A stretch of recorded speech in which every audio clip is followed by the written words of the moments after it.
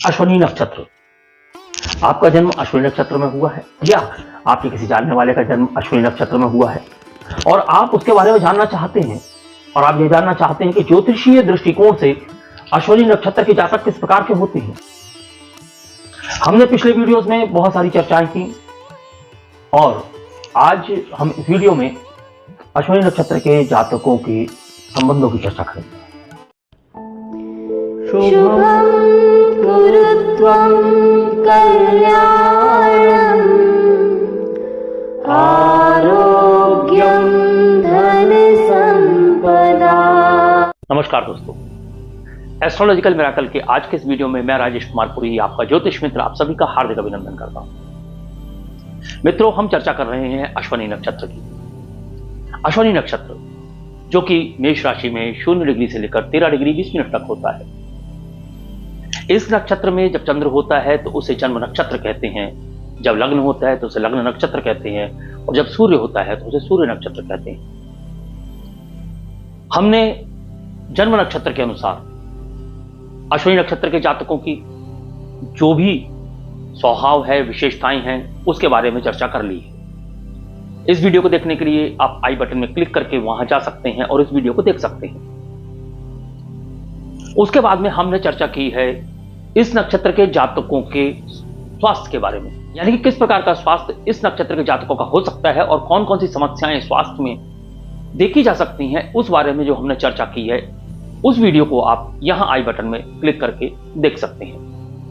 फिर बात आती है करियर की। हमने करियर के ऊपर चर्चा की। अश्विनी नक्षत्र के जातक किस प्रकार के करियर चूज कर सकते हैं।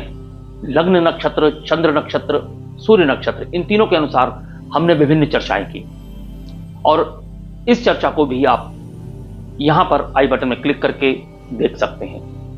अब बारी आती है संबंधों की, यानी कि रिलेशनशिप की। अश्विनी नक्षत्र के जातकों की रिलेशनशिप किस प्रकार के होते हैं। देखिए, संबंधों की जब बात आती है तो अक्सर यह देखा जाता है कि संबंध तो बनते हैं, लेकिन पता चलता है कि कुछ समय के बाद वह संबंध मलिन हो गए या टूट गए या उन संबंधों में किसी प्रकार की खटास या दरार आ जाती है। क्या कारण होता है?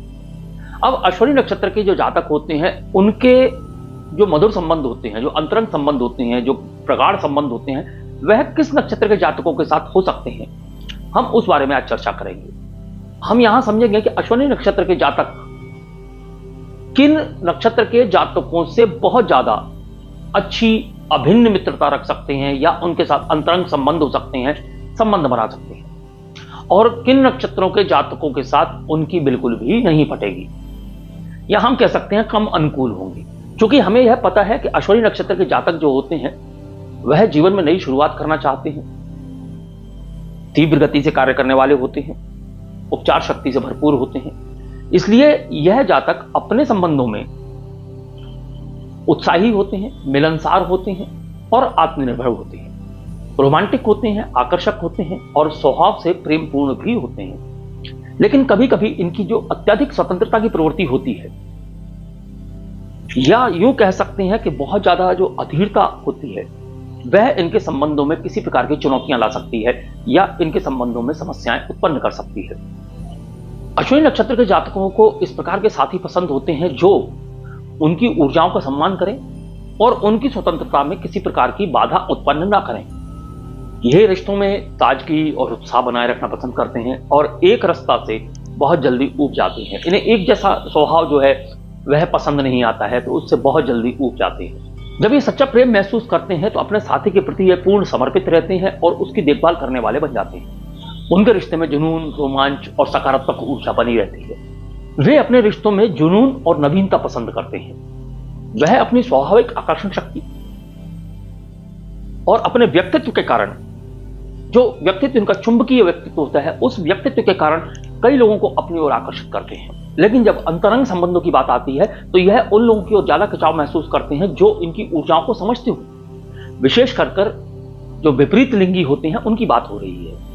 तो जातकों में इस प्रकार की चीजें देखी जा सकती हैं, क्योंकि यह थोड़े से अड़िग होते हैं अपने नेचर में, स्वतंत्रता के प्रति कुछ नयापन इनको चाहिए अपने संबंधों में। तो इस प्रकार की चीजों में ये अड़िग होते हैं, इसलिए यह इसी प्रकार के जीवन साथी भी चाहते हैं, साथी भी चाहते हैं या प्रेम संबंधों की बात करें तो वहां भी इस प्रकार की इनकी चाह होती है।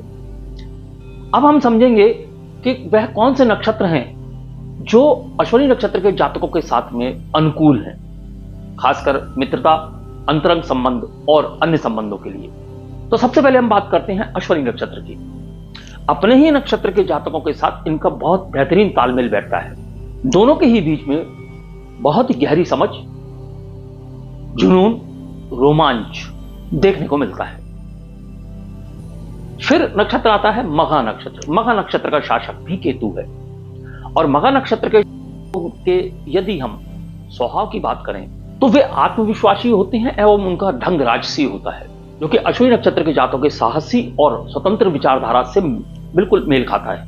इनके बीच में गहरा मानसिक और शारीरिक आकर्षण होता है। फिर जो नक्षत्र आता है वह आता है श्रवण नक्षत्र। श्रवण के जातक धैर्यवान और समझदार होते हैं। यह अश्विनी नक्षत्र के जातकों की जो ऊर्जा होती है उसे संतुलित कर पाते हैं। इस संयोजन में आकर्षण और स्थिरता दोनों ही शामिल होते हैं।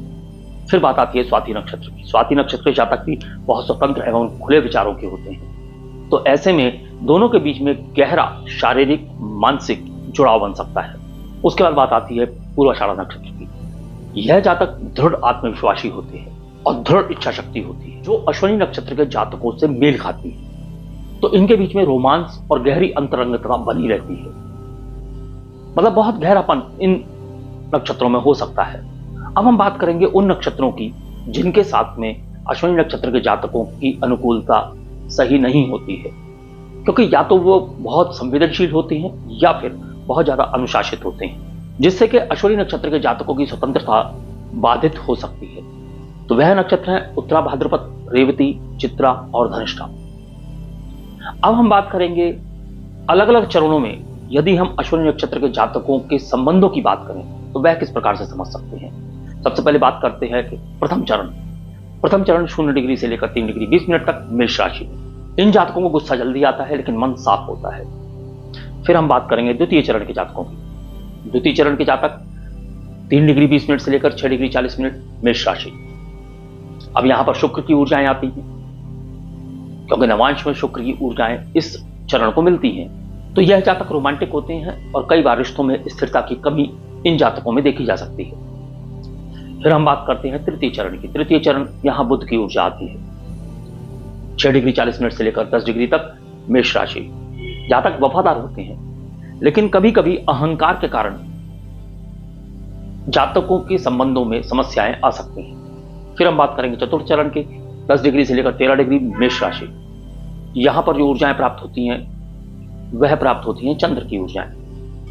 जब हम चंद्र की ऊर्जाओं की बात करते हैं तो चंद्र की ऊर्जाओं में हम भावुकता देखते हैं, सौम्यता देखते हैं। तो यह जातक स्नेही होते हैं, समर्पित होते हैं और कभी कभी अत्यंत भावुक देखे जा सकते हैं। तो संबंधों की जब हम बात कर रहे हैं तो संबंधों में हमको यह देखना अत्यंत आवश्यक है कि संबंधों में दरार क्यों आती है, और यदि हम नक्षत्र अनुसार अपना जीवन साथी चुन लें, अपना मित्र चुने, तो शायद हम इस प्रकार की समस्याओं से कम पीड़ित होंगे। तो अश्विनी नक्षत्र के जातकों के लिए सबसे अच्छी सलाह यह है कि वह मेडिटेशन करें, ध्यान करें, और जब संबंध बनते हैं तो वहां पर अपनी कुछ ईगोस को, अहंकार को या अपनी कुछ चीजों को कंप्रोमाइज करने की कोशिश करें। यह हम कब कह रहे हैं, जब आपका संबंध किसी ऐसे नक्षत्र के जातक के साथ हो जाता है जो आपको सुटेबल नहीं है, लेकिन फिर भी हमने भरपूर कोशिश की है कि आपको यह बता सके कि आपके जीवन का जो संबंध है वह किस प्रकार के जातकों के साथ हो सकता है। तो यह हमारा जो विश्लेषण था अश्विनी नक्षत्र के जातकों के संबंधों का, उनके रिलेशनशिप का, यह आपको कैसा लगा, इसे आप जांचिए, समझिए, परखिए, और यदि आपको लगता है कि हमारे द्वारा दी गई जानकारी ऑथेंटिक है, वाकई हमने जो खोज के इस ज्ञान को बाहर निकाला है वह आपको बहुत सटीक लग रहा है, उपयोगी लग रहा है, तो आपसे मेरा अनुरोध है कि वीडियो को लाइक करें, चैनल सब्सक्राइब करें और बेल आइकॉन का बटन दबा दें, जो कि बिल्कुल पास में ही है, ताकि आने वाले सभी वीडियोस के नोटिफिकेशन आपको समय से प्राप्त हो सके।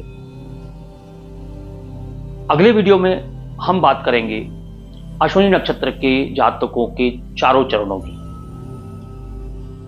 चारों चरणों में हम अश्विनी नक्षत्र के जातकों में क्या क्या भिन्नताएं आती हैं वह समझेंगे। हालांकि हर वीडियो में हम कोशिश यह कर रहे हैं कि आपको जो भी हम वीडियो दे रहे हैं, जो भी विषय दे रहे हैं, उस विषय के साथ ही चारों चरणों को भी प्रस्तुत करते जाएं। फिर भी एक अलग से हम पूरा का पूरा चारों चरणों का एक वीडियो देंगे आपको, जहां चारों चरणों को हम थोड़ा सा विस्तार से आपको समझाएंगे। अगले वीडियो तक के लिए मैं अपनी वाणी को विराम देने की आज्ञा चाहूंगा। नमस्कार, धन्यवाद। शुभं कुरु त्वं कल्याणम्